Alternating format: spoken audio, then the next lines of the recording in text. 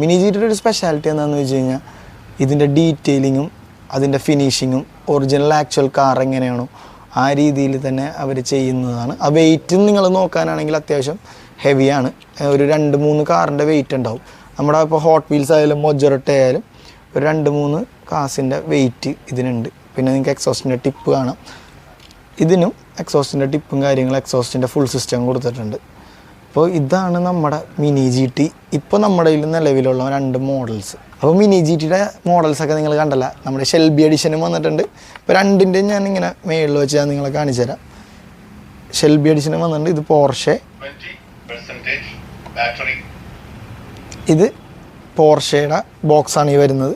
ഇത് ഷെൽബി എഡിഷൻ്റെ ബോക്സാണ് വരുന്നത്. ഷെൽബിക്ക് നമ്മളുടെ പ്രൈസ് വരുന്നത് എത്രയെന്ന് വെച്ച് കഴിഞ്ഞാൽ 1300 റുപ്പീസും പോർഷയുടെ നമ്മുടെ പ്രൈസ് എത്രയെന്ന് വെച്ച് കഴിഞ്ഞാൽ 1199 റുപ്പീസും. അപ്പോൾ 1200 റുപ്പീസ്